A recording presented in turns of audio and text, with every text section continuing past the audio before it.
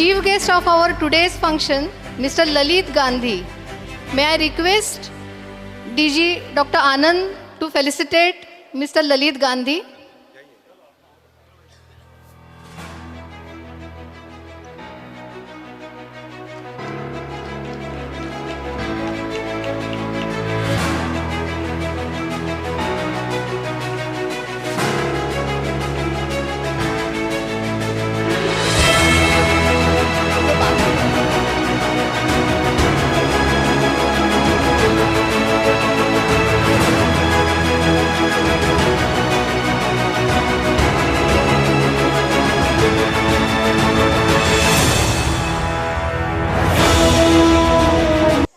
समयीची मंद वातही संपूर्ण आसमंत उजळून टाकते.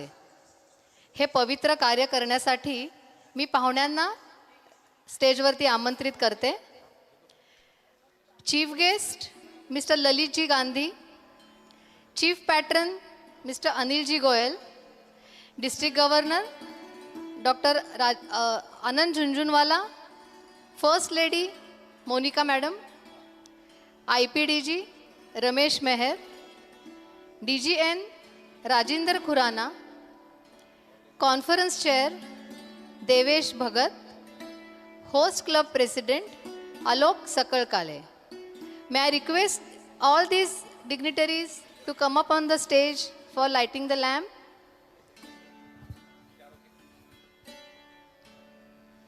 Rotary spreads light. Rotary changes lives. Rotary imagines happy lives.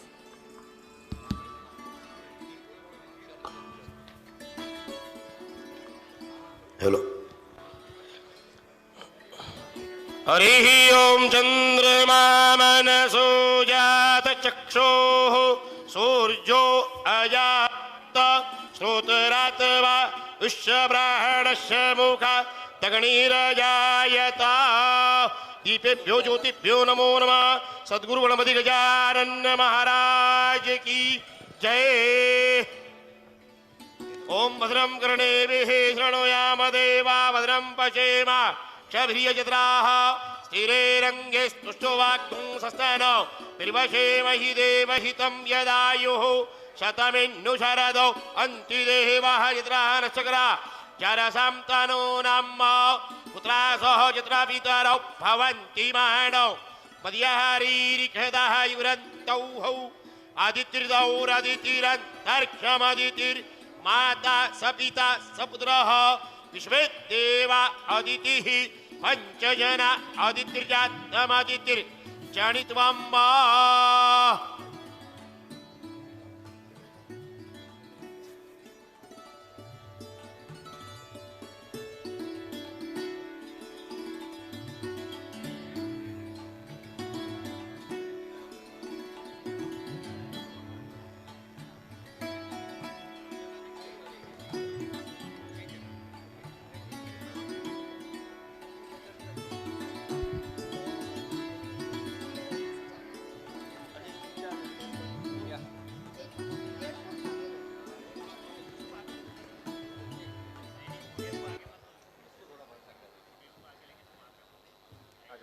नहीं वो मत लो.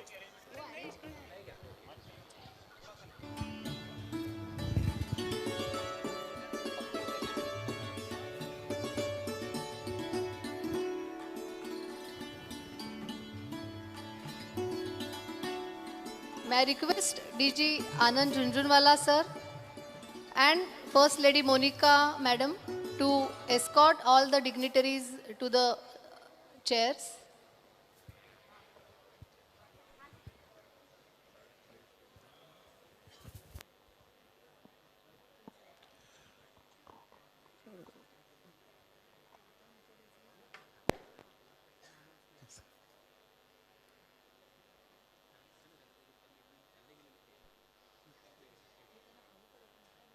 Well, friends, now the stage is set for the big lift start for the Anandotsav 2022-23. So may I request the host club president Alok Sakalkale to call the conference to order. As a proud president of Rotary Club of Khamgaon, I take this privilege to call this meeting to order. Thank you Alok. गेले 3 दिवस मी तुमच्या host क्लबच्या बऱ्याच रोटेरियन्सना phone करून तुमच्या आडनावाचं pronunciation कसं करायचं हे विचारत होतं आणि बहुतेकांनी मला वेगळं वेगळं सांगितलं.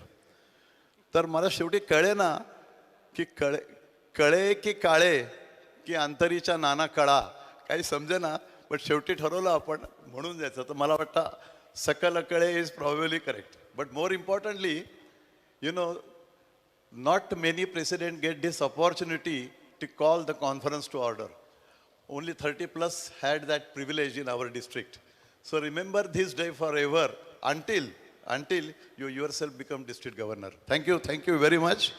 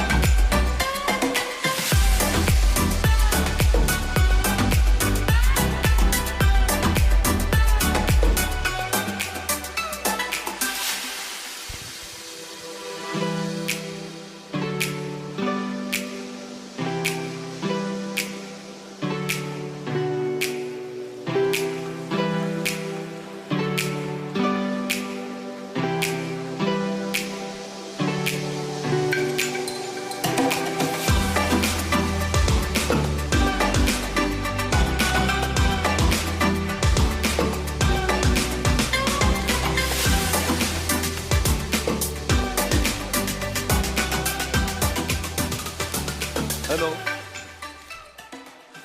The Shruti ji is in fact 99% genius. She reads well, she acts well, she writes well, she directs well. She has been directing us for last so many days. Good morning, friends. May I request DG Anand and our chief guest, Shri Lalit Gandhi, to kindly step forward and present these awards. Can I also have on stage President Sandeep Agrawal and past President Yadav Rao of Rotary Club of Umarkhed. Also, I would request the awardees to step forward along with your spouse when your name is called upon. I request the awardee to stand alongside the governor while the citation is being read out. Can I have Umarkhed President, please?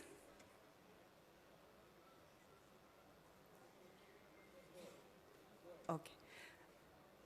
Late past District Governor Ram Gawande Memorial Award for Outstanding Rotarian of the District goes to past President Dr. Dilip Bhausar of Rotary Club of Malegaon. His dedication and selfless service to the Rotary Eye Hospital is truly commendable. It is noteworthy that as a team, they have converted the hospital into a world-class facility. Rotary International District 3030 Gawande Award is being awarded to Dr. Dilip Bhausar of Rotary Club of Malegaon in memory of late past District Governor Ram Gawande, RID 6690 USA, for effective contribution in promoting Rotary ideals at the District Conference 2023 Anand Utsav. Congratulations, past President Dilip.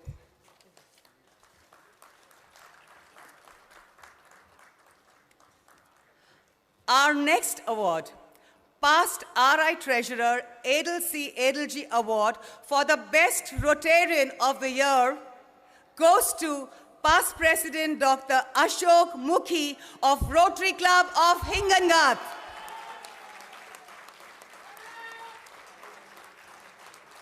Friends, past President Dr. Ashok Mukhi has been the Charter President of Rotary Club of Hingengarth in 2004-05. His involvement, commitment and sincerity has been unparalleled when it comes to community service projects of his club. He has been the mainstay for years together. The award reads, the Adelsi Adelji Award for Excellence, Footsteps to Follow. This Award of Excellence for 2022-2023 is presented to Dr. Ashok Mukhi of Rotary Club of Hingengarth at the District Conference Anand Utsav. This Award for Excellence, so suitably titled Footsteps to Follow, is presented to perpetuate concern, love, sensitivity, respect, and values embodied in Adelsi Adelji's life. As a grateful recognition to past RI Treasurer Adelsi Adelji's dedicated services to cause of Rotary, RI District 3030 has instituted an award as a tribute to the memory of this true Rotarian. Adelsi Adelji has left behind a rich heritage of accomplishments, from being a pioneer of Rotary in Central India to being the first treasurer of Rotary International from Asia. Adelsi Adelji was a visionary, always striving for justice and working for improving the life of the underprivileged. His life and achievements are lofty milestones to follow and emulate. Congratulations, Dr. Ashok Mukhi.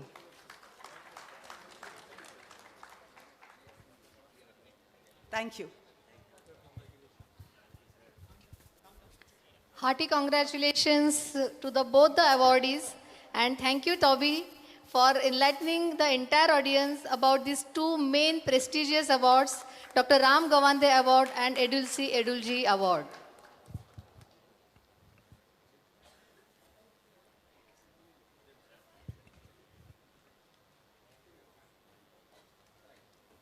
Can I request the delegates, the dignitaries to take this?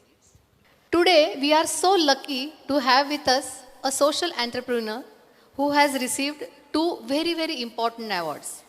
National Vyapar Shiromani Puraskar 2022, Bhagwan Mahavir Ahimsa Award. He is none other than our chief guest, Mr. Lalitji Gandhi.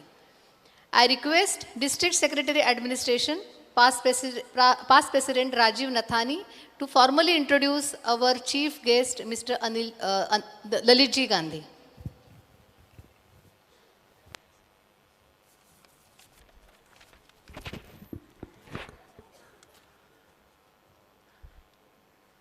I feel extremely honored to introduce our chief guest of the day, Mr. Lalitji Gandhi. He is a versatile personality who has made contribution to the social sector, the business industry, and the nation as a whole.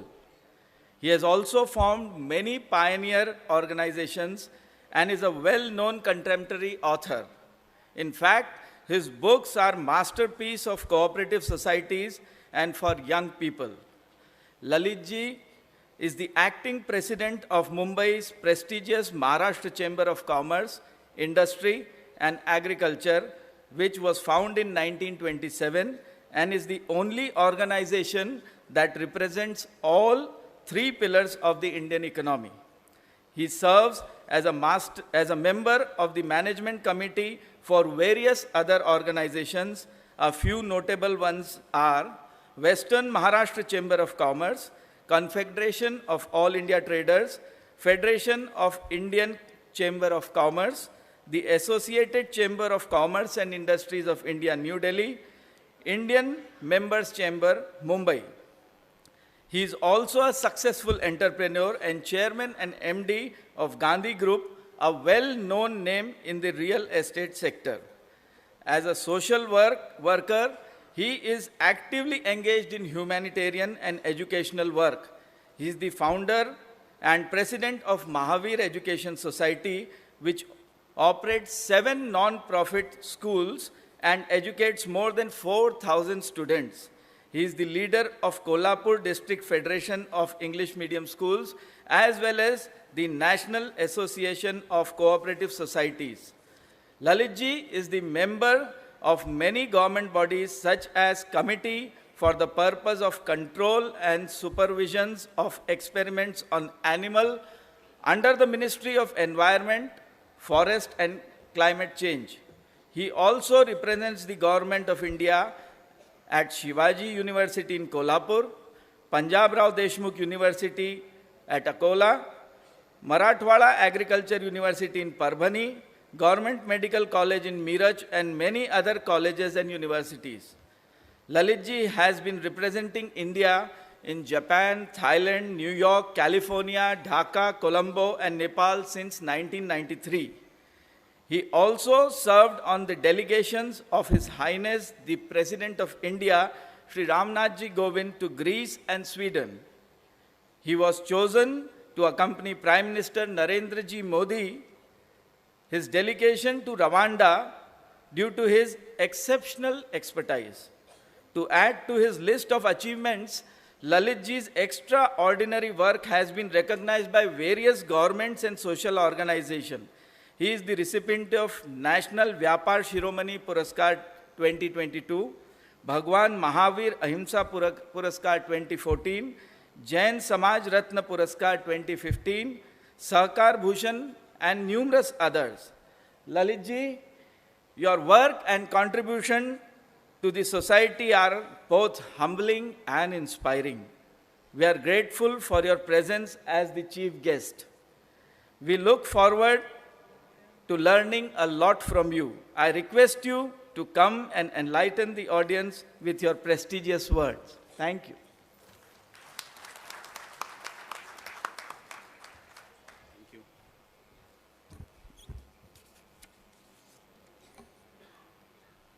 नमस्कार।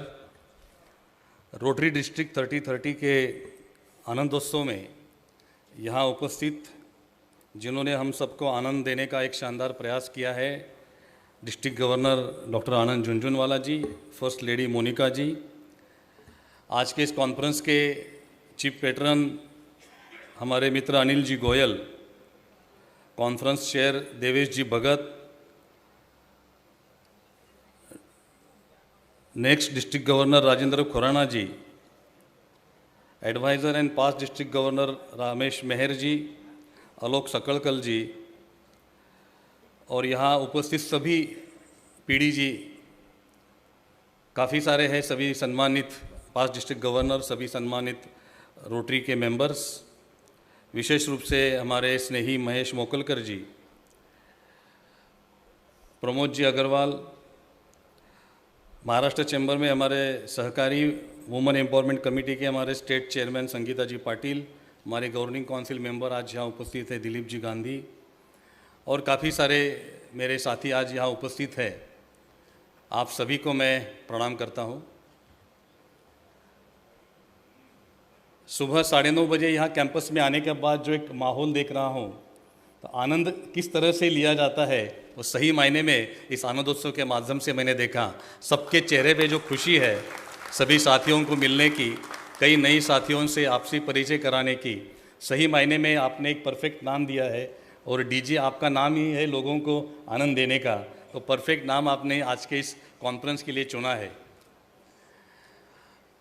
आप सब लोग यहाँ उपस्थित हैं, district 3030 के सारे senior most members हैं, तो आपको रोटरी के बारे में बहुत ज़्यादा बताने की आवश्यकता है ऐसा मुझे लगता नहीं। रोटरी आपके खून खून में है, रोटरी आपके पूरे लाइफ में इन्वॉल्व हो गया है। रोटरी किस तरह से काम करता है ये आप सब जानते हैं, रादर आप सारे रोटरी इंटरनेशनल के एक ब्रांड एम्बेसडर है। सौभाग्य से मैं भी कुछ साल रोटरी में काम कर चुका हूँ। कोल्हापुर के rotary club of Kolhapur city का मैं चार्टर सेक्रेटरी था। एक कॉन्फ्रेंस भी हमने कोल्हापुर में होस्ट की थी। बहुत ज़्यादा नहीं, 5-6 साल ही मैं रोटरी में काम कर पाया, क्योंकि बिजनेस और बाकी के असाइनमेंट्स के कारण सभी जगह ध्यान देना पॉसिबल नहीं हो पाता था। बट रोटरी के कल्चर से, रोटरी के कंसेप्ट से मैं अच्छी तरह से परिचित हूँ, इसलिए मुझे बहुत खुशी हुई आप सब लोगों से यहाँ मिलकर इस आनंदोत्सव के माध्यम से। प्रमोद जी ने 2-3 बार मुझे पूछा था कि कौन से सब्जेक्ट पे आप बोलने वाले हैं, लेकिन बाद में वो भी भूल गए और मैं भी भूल गया कि एग्जैक्ट कौन से सब्जेक्ट पे मुझे बोलना है।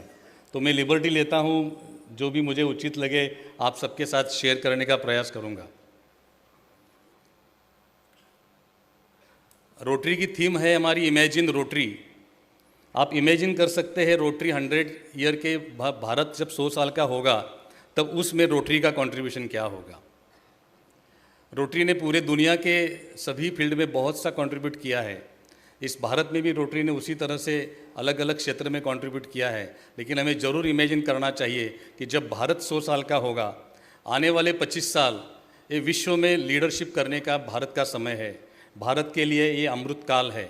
अमृत महोत्सव हम मना रहे हैं भारत के आज़ादी का, और आने वाले 25 साल हमारे लिए एक सुवर्ण भारत का स्वप्न देखने का, स्वप्न साकार करने का समय है। और इन 25 सालों में हम इस देश के विकास के लिए कितना कंट्रीब्यूट कर पाएंगे, उतना हम इस देश को आगे ले जा पाएंगे। वैसे तो रोटरी का मेंबर होना इटसेल्फ अपने आप में एक सर्टिफिकेशन है कि आप समाज के उन प्रोमिनेंट लोगों में से है जो समाज के लिए कुछ कर सकते हैं। इस देश के विकास में आपकी भूमिका मायने रखती है। आपके विचार, आपके आचार सभी लोगों के लिए बहुत इम्पोर्टेंट रहते हैं। ये बेसिक क्वालिफिकेशन होता है, तभी वो रोटरी का मेंबर बनता है। तो आपके हर एक्टिविटीज़ को समाज बहुत गौर से देखता है और आपके विचारों को समाज अच्छी तरह से एक्सेप्ट करने का प्रयास भी करता है। आज इस कॉन्फ्रेंस के माध्यम से हमने जिन 2 लोगों को सम्मानित किया उनका भी अभिनंदन करता हूँ मैं, भावसार जी और मुखी जी, और आशा करता हूँ यहाँ बैठे हुए सभी लोग इस तरह के पुरस्कार के हकदार हैं। आप सभी लोगों के प्रयास से ही ये रोटरी पूरे दुनिया में अपना नाम उज्जवल करती है। आप सभी से मैं पूछना चाहता हूँ, हमारे लाइफ में सबसे मोस्ट प्रायोरिटी की चीज़ क्या है? आप भी बोल सकते हैं, आप भी बोल सकते हैं, जरूरी नहीं मैं अकेला ही बोलूँ और आप सुनते रहे। आपके लाइफ में सबसे मोस्ट प्रायोरिटी किस सेक्टर की है?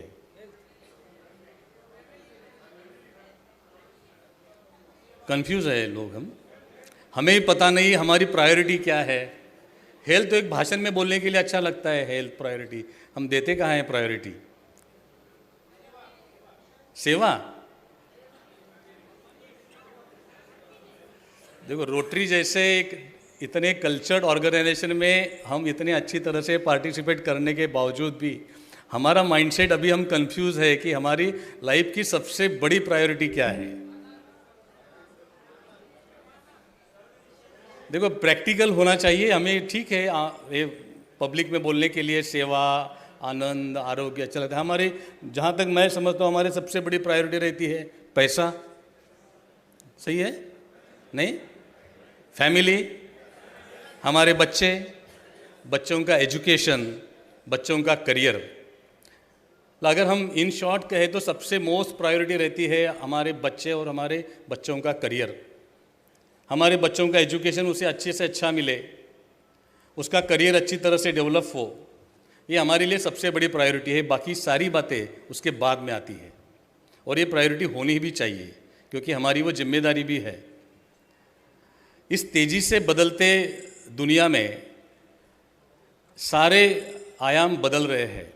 अगर आज से 15-20 साल पहले हमने किसी को बोला होता कि बिना किसी दुकान खोले आदमी करोड़ों रुपए का व्यापार कर सकता है, तो क्या आपको विश्वास होता था? आपको हम बोलते हैं कि घर में बैठ के आपको सारी चीज़ें मिलेगी, अनाज भी मिलेगा, सब्जी भी मिलेगी, घर में बैठ के आपको तैयार खाना खाने के लिए रेडी टू ईट फूड कोई ला के देगा घर में, तो हमारे लिए वो एक स्वप्नवत बात हो सकती थी। मैंने मेरे लाइफ की शुरुआत 15वें साल में इलेक्ट्रॉनिक के बिज़नेस से की थी। टीवी का एक शोरूम लगाया था मैंने। तब कोल्हापुर में टीवी का स्टेशन नहीं था, पूना स्टेशन का सिग्नल हम रिसीव करते थे। तब 400 मीटर 400 फुट का एंटीना हम लगाते थे। तब मैं एक ड्रीम देखता था कि शायद ऐसा कोई इक्विपमेंट बने कि जैसे वो स्टेशन पे बहुत बड़ी डिश होती थी, हम स्टेशन पे जाते थे टीवी स्टेशन देखने, तो ऐसा कोई छोटा डिश बने कि हर घर में डायरेक्ट टीवी दिखे। लेकिन ये फैंटेसी लगता था मुझे। आज क्या स्थिति है? उस समय एक चैनल था दूरदर्शन का, हफ्ते में एक बार चित्रहार होता था, एक बार मूवी होती थी।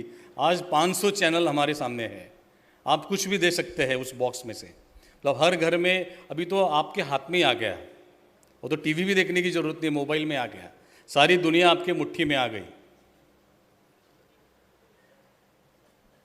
आज का यूथ जो हमारे देश का फ्यूचर है, उसमें से 90% यूथ उसका हर शॉपिंग सुबह उठ के मोबाइल के माध्यम से करता है। हम भी करने लगे हैं सब लोग। कितने लोग हैं जिन्होंने मोबाइल के माध्यम से शॉपिंग किया है या करते हैं अमेज़ॉन फ्लिपकार्ट के माध्यम से टेक्नोलॉजी का यूज़ करके?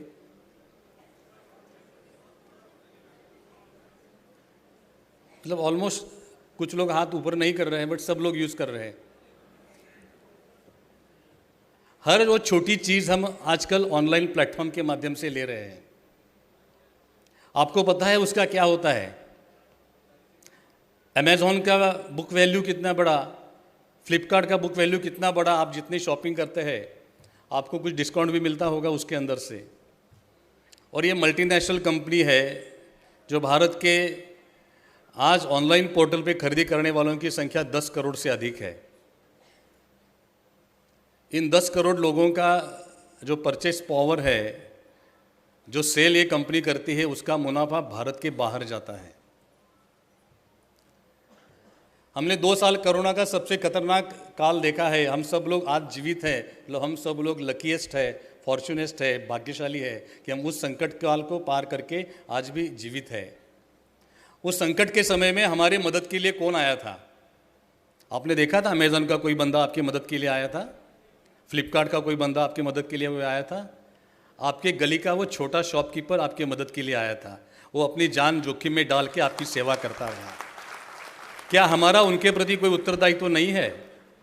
हमें कुछ चीज़ में 10-20 रुपए का डिस्काउंट मिल रहा है, इसलिए हम ऑनलाइन ले रहे हैं। हम हमारे रिटेलर को तोड़ रहे हैं। भारत का एक सिस्टम है, वो सिस्टम तोड़ने का प्रयास ब्रिटिशों ने उनके रूल में किया और हमारा सिस्टम तोड़ के फिर उन्होंने हमारे पे राज किया। फिर वो हमारा एजुकेशन सिस्टम तोड़ा हो और आज मैकालो का हमारे क्लार्क बनाने वाला एजुकेशन सिस्टम थोपा हो। 40 साल के बाद आज पहली बार भारत ने नया एजुकेशन पॉलिसी इंट्रोड्यूस किया है। वही काम ब्रिटिशों ने व्यापार में किया। व्यापार में उन्होंने हमारा सारा व्यापार तोड़ के उनकी मोनोपोली स्थापित की। ब्रिटिश रिजम में हमें व्यापार इंडस्ट्री करने के लिए परमिशन मिलने के लिए बहुत प्रयास करने पड़ते थे और बहुत पापड़ बेलने के बाद भी कुछ ही लोग ऐसे होते थे जिन्हें परमिशन मिलती थी। आज फिर से वही दौर इनडायरेक्टली हमारे देश में आ रहा है। ये मल्टीनेशनल कंपनी हमारे देश का जो सेट सिस्टम है व्यापार का, उसे तोड़कर उस पर आक्रमण करना चाहते हैं। हम ये नहीं कहते कि टेक्नोलॉजी नहीं आनी चाहिए, टेक्नोलॉजी ज़रूर होनी चाहिए, बट अगर उसका नुकसान हमारे पूरे समाज को होता हो तो उसका यूज़ कैसे करना चाहिए, इसके ऊपर भी हमें सोचने की आवश्यकता है। हमारे गांव का छोटा व्यापारी हो, बड़ा व्यापारी हो, लोकल व्यापारी हो, उसे इनकरेज करना ये हमारी रिस्पॉन्सिबिलिटी है। वो बचेगा तो हमारे गांव की इकोनॉमी बचेगी। आज पिछले 5 साल का रिव्यू हमने लिया पिछले साल में, तो भारत में ई कॉमर्स कंपनियों के व्यापार से 30% रिटेलर परमानेंटली क्लोज हो गए हैं। एट द एज ऑफ 45-50 वो जो व्यापार करता था वो ना तो कोई नया जॉब पा सकता है इस एज में, ना उसके पास वो कोई क्वालिफिकेशन है उसके व्यापार के अलावा कि और कोई नया जॉब वो कर सकता है। हमने बहुत बड़ा अनएम्प्लॉयमेंट क्रिएट किया है। तो मेरे आपसे एक विनम्र अनुरोध यही रहेगा कि जहाँ तक संभव हो हमें लोकल शॉपकीपर से ही परचेज करना चाहिए, या बाहर भी जाते हैं तो दुकानों में जाके परचेस करना चाहिए, क्योंकि वो कहीं ना कहीं 10-20 लोगों को रोजगार देता है। पूरी इकोनॉमी चलाने के लिए, समाज का एक सोशल सिस्टम चलाने के लिए वो दुकानदार कहीं ना कहीं कंट्रीब्यूट करता है। वो दुकानदार चलेगा तो हमारी इंडस्ट्री को भी बूस्ट मिलेगा। आज अमेज़ॉन फ्लिपकार्ट के माध्यम से दुनिया के कंपनियों को पावरफुल बनाने की बजाय हमें हमारे देश के कंपनी को, हमारी इंडस्ट्री को सपोर्ट करने में हमारा योगदान देना चाहिए। हालांकि यह बात हर यूथ को पहुंचाना और उसे कन्विंस करना इतना आसान नहीं है। इसलिए as a president of Maharashtra chamber of commerce ये हमारी भी रिस्पॉन्सिबिलिटी है कि हमें इस प्रॉब्लम का कोई सोल्यूशन भी देना चाहिए। तो महाराष्ट्र चैम्बर महाराष्ट्र के सभी व्यापारियों को, सभी इंडस्ट्रियलिस्ट को, सभी होलसेलर्स को एक डिजिटल प्लेटफॉर्म दे रहा है और स्मार्ट बिजनेस कार्ड हम हमारे सभी मेंबर्स को, व्यापारियों को दे रहे हैं। वही प्लेटफॉर्म जो अमेज़ॉन फ्लिपकार्ट के लिए अवेलेबल है वो हमारे लोकल छोटे छोटे ट्रेडर को भी अवेलेबल रहेगा, बड़े बड़े शॉप्स को भी रहेगा, होलसेलर को भी रहेगा और मैन्युफैक्चरर को भी रहेगा। वो B2B बिजनेस भी करेंगे और B2C डायरेक्ट कस्टमर से बिजनेस भी होगा। आप जब भी सर्च करेंगे तो आपको पहले लोकल शॉपकीपर की लिस्ट मिलेगी। आपको चूज़ करना है कि अमेज़ॉन के पास लेना है या लोकल शॉपकीपर्स के पास लेना है। आप टेक्नोलॉजी भी यूज़ करेंगे तो प्रेफरेंस आप जरूर लोकल को दीजिए, भले 2% 5% वो चीज़ आपको महंगी लगे। हम कई सारी चीज़ों में कई तरह के खर्चे करते रहते हैं, लेकिन 2-5% के लिए, क्योंकि ये क्या होता है, जैसे हम देखते थे बचपन में मार्केट में जाते थे, किराना मार्केट में, तो दुकान के बाहर शक्कर का भाव लगा होता था, साकर 20 रुपये किलो या साकर 19 रुपये किलो, मतलब मार्केट में जो रेट होता था शक्कर का, उससे वो दुकानदार 1 रुपया कम में शक्कर बेचता था। वो शक्कर लेने जब वो कस्टमर जाके 1 रुपया सस्ता यहाँ पे है, तो इलायची क्या भाव से बेचेगा, मसाला क्या भाव से बेचेगा, ये कब देखते हैं हम, वो कंपेयर ही नहीं करते। बट शक्कर हमको 1 रुपया सस्ता मिला है तो बाकी चीज़ में वो हमसे कितना ज़्यादा ले रहा है, ये हमने कभी एनालिसिस किया ही नहीं। यही थ्योरी है इन्हीं कॉमर्स कंपनियों की। कुछ 2-4 प्रोडक्ट ऐसे देते हैं जिसमें आपको एकदम डिस्काउंट देते हैं, 50% डिस्काउंट, या एक पर एक फ्री। वो एक लॉलीपॉप होता है आपको उस जाल के अंदर लाने का, और जाल के अंदर आने के बाद आपको कई ऐसे प्रोडक्ट आपके ऊपर थोपे जाते हैं, उसकी प्राइस आप कंपेयर ही नहीं कर सकते, क्योंकि मार्केट में वो प्रोडक्ट कहीं होता ही नहीं है। आज मैं बोलना नहीं चाहिए, मेडिकल फील्ड में होता है, स्पेशली प्रिस्क्रिप्शन मेडिसिन वो वही मिलता है, वैसी कंपनियों के प्रोडक्ट रहते हैं वो वहीं मिलते हैं, बाकी कहीं मिलते नहीं है। आप कंपेयर ही नहीं कर पाएंगे कि ये प्रोडक्ट कितने का है, 100 रुपये का है या 500 रुपये का है। वो आपको जो 1 रुपया उसने शक्कर में दिया होगा या 50% डिस्काउंट दिया, वो आपके दूसरे जेब में से वो निकाल के लेती है कंपनी। बट हमारा एक साइकोलॉजिकल सेटिस्फेक्शन है कि हमें कहीं ना कहीं सस्ती चीज़ मिल रही है। तो हमें ये भारत के निर्माण में हमारी भूमिका किस तरह से अदा कर सकते, एक छोटा काम भी हम कर पाए तो भी हम इस देश के निर्माण में बहुत बड़ा योगदान दे सकते हैं। जैसा मैंने अभी कुछ देर पहले कहा कि ब्रिटिशों के रिजिम में हमें व्यापार उद्योग करने की परमिशन नहीं मिलती थी। कई ऐसे सेक्टर्स थे जो भारत को सोने की चिड़िया वाला देश कहा जाता था, या यहाँ सोने का धूर निकलता था ऐसे कहा जाता था। दुनिया का आज ग्लोबल जीडीपी जितना है, दुनिया के जीडीपी में 30% कंट्रीब्यूशन इंडिया का था। आज हम 2-3% में है। एक ज़माना ऐसा था दुनिया का हाईएस्ट ट्रेड इंडिया से होता था। आज वो क्यों ख़त्म हो गया? ब्रिटिशों ने स्ट्रैटेजिकली प्लान करके ख़त्म किया, और हमारा देश आज़ाद होने के बाद भी दुनिया की कई ताकतें हमारे देश को कमज़ोर करने का निरंतर प्रयास करते रहते हैं। मैं 25-30 साल से ट्रेड इंडस्ट्री को रिप्रेजेंट करता हूँ, लीड करता हूँ नेशनल लेवल पे। मैंने कई मीटिंग कई प्रधानमंत्रियों के साथ अटेंड की है, और हमने देखा है हमारे देश को बिकते हुए। हमने फ्री ट्रेड एग्रीमेंट साइन किए कौन से देशों के साथ? यूरोपियन कंट्री के साथ। वहाँ हमारा कौन सा गुड्स जाने वाला है? वहीं से आने वाला है फ्री ट्रेड। अगर इंडिया का प्रोडक्ट कोई 100 रुपये में मिलता है और वही हमको यूरोप का कोई प्रोडक्ट 100 रुपये में मिलता है, तो नेचुरली हम यूरोप का प्रोडक्ट लेंगे 100 रुपये में। तो फ्री ट्रेड एग्रीमेंट किसके साथ करना चाहिए, ये भी नहीं देखा गया। और चाइना जैसे एक राक्षसी शक्ति के देश ने पिछले 20 साल में भारत के इंडस्ट्री को सबसे ज़्यादा डैमेज किया। हमारा एमएसएमई सेक्टर को सबसे ज़्यादा डैमेज पिछले 20 साल में चाइना ने किया। हर वो छोटी चीज़, गणपति की मूर्ति भी चाइना से आती है, दिवाली के पटाखे भी चाइना से आते हैं, आकाश कंदील लगाना है वो भी चाइना से आते हैं। फिर इंडिया में बनेगा क्या और हम बेचेंगे क्या? तो छोटे छोटे लोग जो घर में ही छोटी छोटी चीज़ें बनाते हैं वो लोग करेंगे क्या? तो कौन सी चीज़ इंपोर्ट होनी चाहिए, इसके ऊपर भी कोई कंट्रोल नहीं था। अब जाके जब चाइना ने कोरोना विश्व को गिफ्ट के रूप में दिया, तो अब लोगों के समझ में आ रहा है चाइना का असली रूप क्या है। इन 20 सालों में हमारे इंडस्ट्री को चाइना ने मैन्युफैक्चरिंग इंडस्ट्री से पैकेजिंग इंडस्ट्री बना दिया। मैंने कई सारे ऐसे प्रोडक्ट देखे, वो कंपनी उसको प्रोडक्शन कॉस्ट से चाइना से सस्ता आ रहा है, वो यहाँ लाके उस कंपनी का लेबल लगा रहे थे और वो मार्केट में बिक रहा था। अब जाके पिछले 5-7 साल में गवर्नमेंट ने इन सारी चीज़ों को ओवरकम करने के लिए कई सारे से इंडियन मैन्युफैक्चरिंग, आत्मनिर्भर भारत के तहत हमारे भारतीय मैन्युफैक्चरिंग को प्रमोट करने के लिए इंसेंटिवाइज किया। फिर वो फार्मा सेक्टर है, मैन्युफैक्चरिंग सेक्टर है, इलेक्ट्रॉनिक सेक्टर है।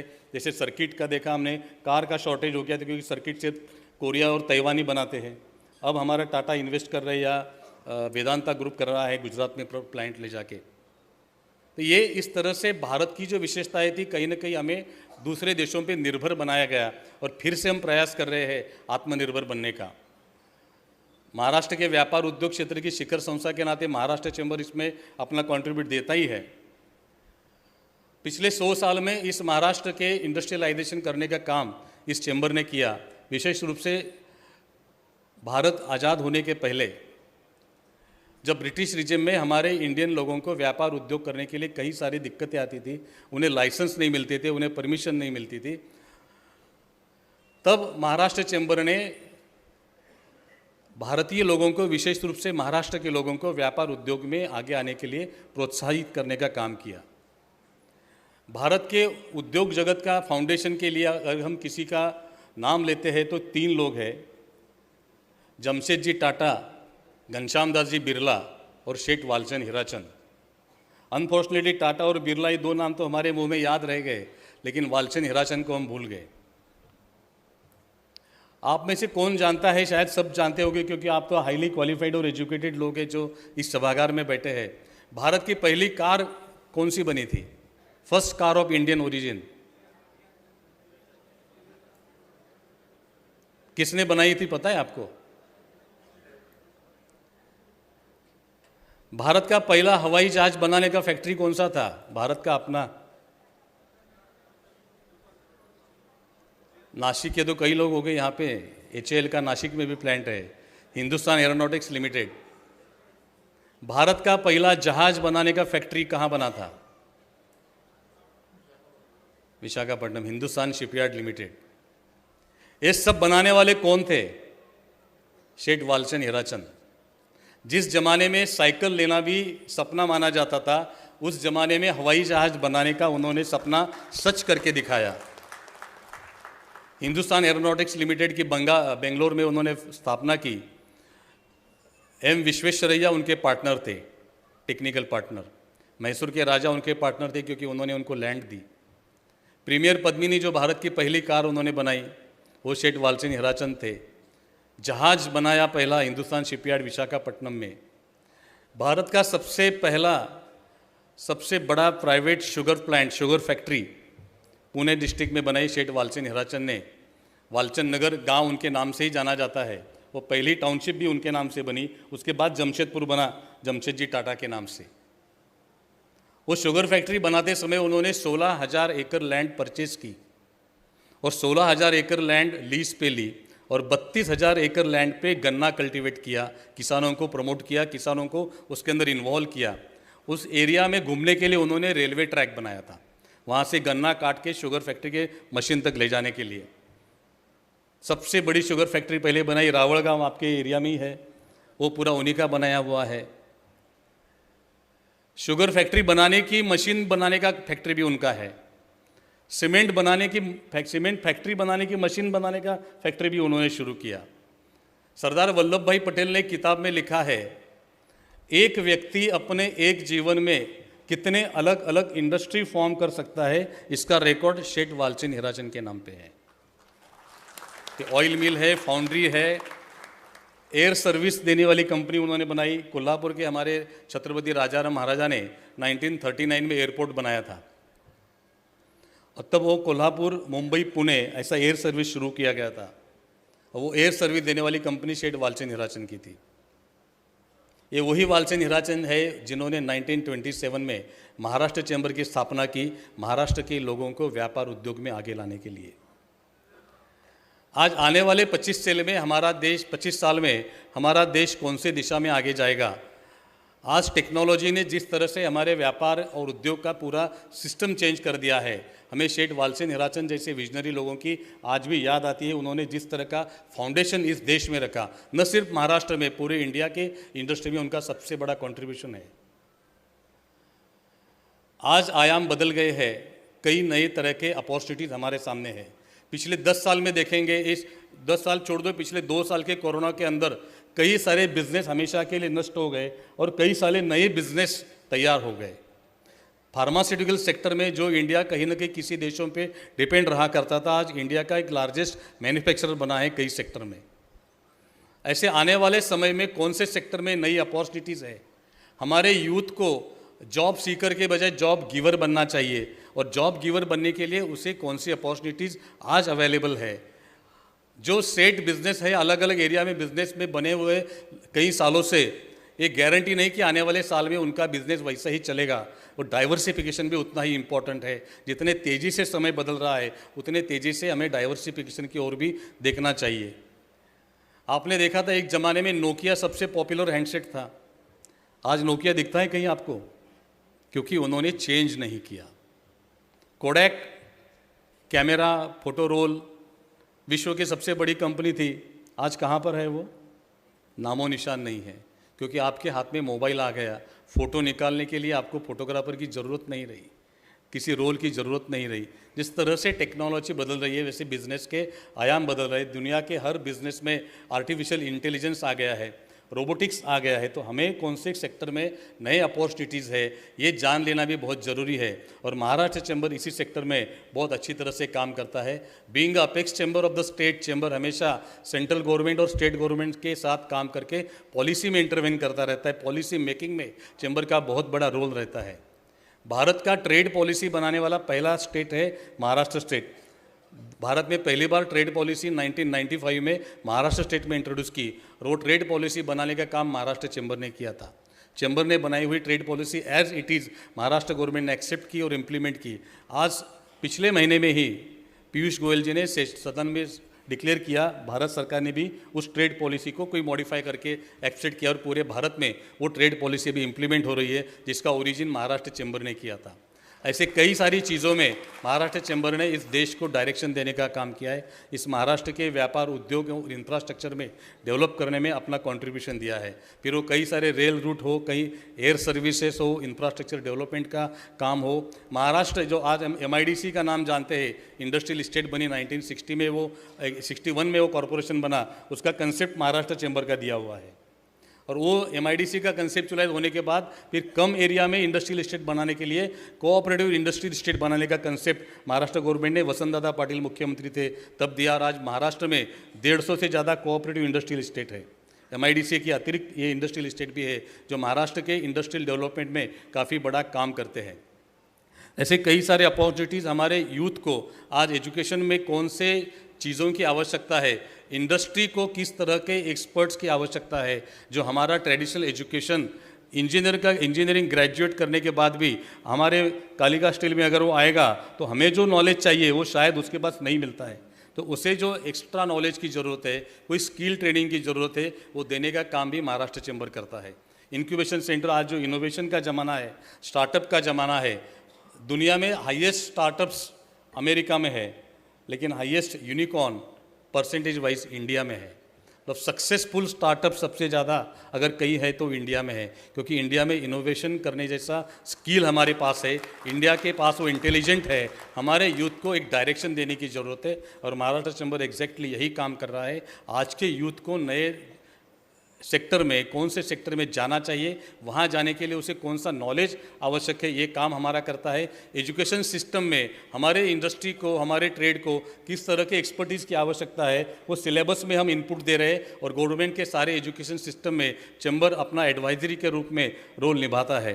तो यही ओवरऑल मेरा कहने का तात्पर्य यही है कि आज के बाद आने वाले 25 साल में दुनिया के व्यापार के सारे आयाम बदल रहे हैं, इंडस्ट्री के सारे आयाम बदल रहे हैं। नई तरह के टेक्नोलॉजी में कौन से बिजनेस में हमारे लिए अपॉर्चुनिटीज़ है वो देखना हमारे लिए ज़्यादा ज़रूरी है, और वो देख के उस सेक्टर में काम करने के लिए प्रमोशन की जो आवश्यकता होती है, हैंड होल्डिंग की जो आवश्यकता होती है, वो करने के लिए जैसे गवर्नमेंट की एजेंसीज काम करते हैं वैसे महाराष्ट्र चैम्बर भी काम करती है।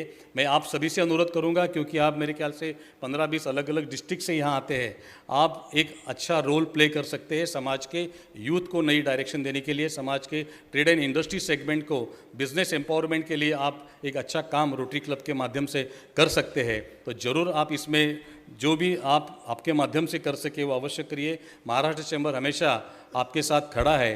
चैम्बर अलग अलग 25 वर्टिकल्स पे काम करता है, फिर उसमें एनवायरनमेंट भी है, टूरिज़्म भी है, MSME भी है, लार्ज कॉरपोरेट्स भी है, छोटे रिटेलर्स भी है, यूथ एम्पावरमेंट भी है, वुमेन एम्पावरमेंट भी है।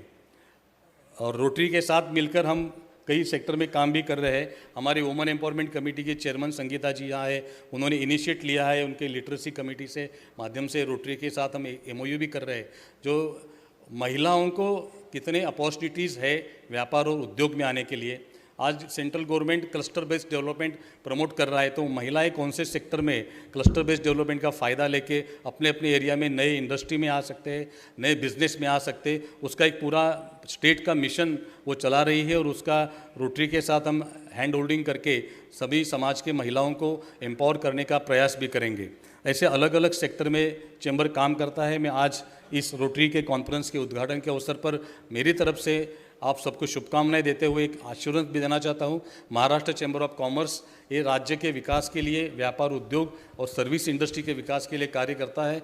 आप जब भी चैम्बर से किसी भी चीज़ की अपेक्षा करेंगे, हम डेफिनेटली आपके साथ खड़े रहेंगे। आपके एरिया के डेवलपमेंट के लिए, फिर वो इंफ्रास्ट्रक्चर की डेवलपमेंट हो, आपके एरिया के यूथ को, आपके एरिया के वुमेन को नया बिजनेस और इंडस्ट्री के डायरेक्शंस देना हो, उनको ट्रेनिंग देना हो, जिस क्षेत्र में भी आपको आवश्यकता हो, चैम्बर हमेशा आपके साथ खड़ा रहेगा।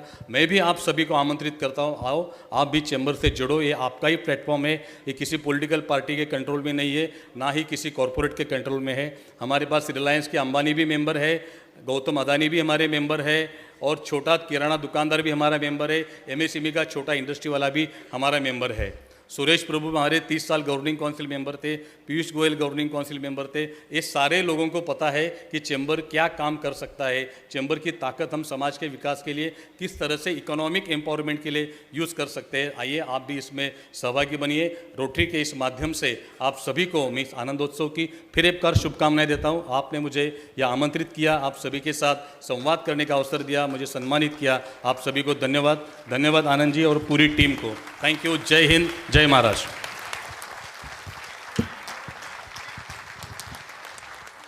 Let's give him a standing ovation.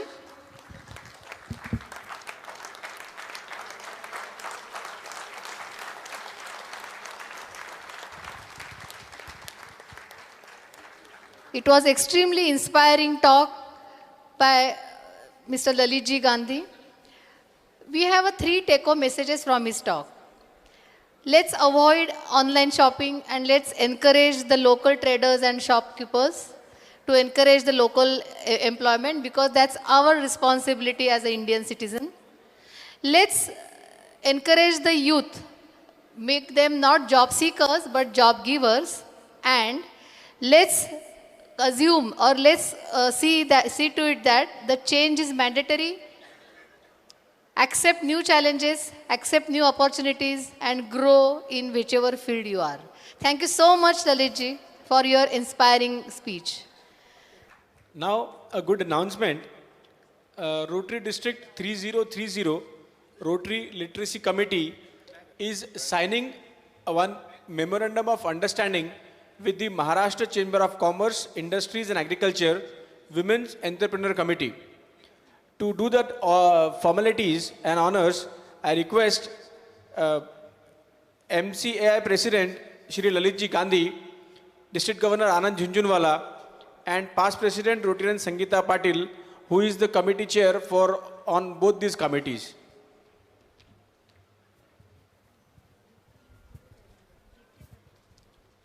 I request Sangeeta Madam to kindly brief about this memorandum of understanding. Rotary प्रणाम। Maharashtra chamber of commerce, industry and agriculture, इसके अंतर्गत राज्य स्तरीय महिला विकास उद्योजकता अभियान ये हम लेने जा रहे हैं। टोटल 36 डिस्ट्रिक्ट में लेने जा रहे हैं। तो as Rotary literacy committee chairman मैंने आनंद जी, हमारे जो डिस्ट्रिक्ट गवर्नर है, उनको रिक्वेस्ट किया था, और हमारे जो महाराष्ट्र चैम्बर के प्रेसिडेंट हैं ललित जी गांधी, उनको रिक्वेस्ट किया कि क्यों ना हम ये दोनों MOU करके हमारे डिस्ट्रिक्ट में जितने भी जिले आते हैं उसके अंतर्गत ये अभियान चलाया जाए। इस अभियान को भारत सरकार और राज्य सरकार और जो लोकल जिला लेवल पे सारे परमिशंस अभियान को मिल चुके हैं। ये अभियान जो उद्देश्य जो है अभियान का, जो महिलाओं को फिनेंशियल एम्पावर करे, क्योंकि हमने महिलाओं को एम्पावरमेंट ये बातें बहुत कर ली। मुझे ऐसे लगता है कि अभी महिलाओं को फिनेंशियल एम्पावर करना बहुत ज़रूरी है। यही उद्देश्य लेके ये अभियान का हम यहाँ पे MOU साइन करने जा रहे हैं।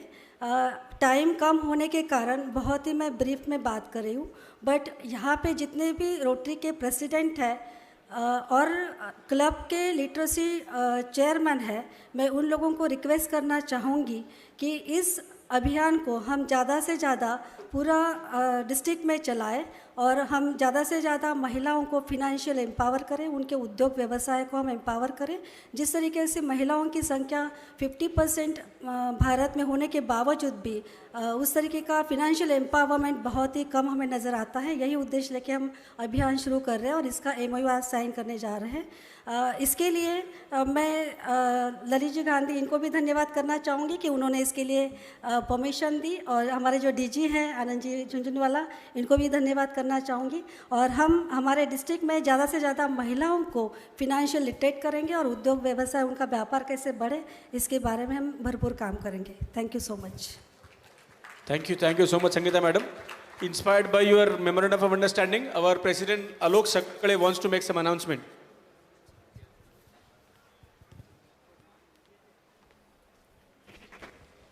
मैं ललित सर और संगीता मैडम को एश्योर करना चाहता हूँ की हे अभियान, या अभियानाची सुरुवात खामगावपासून करण्यात येईल असं मी त्यांना आश्वासन देतो। थँक्यू।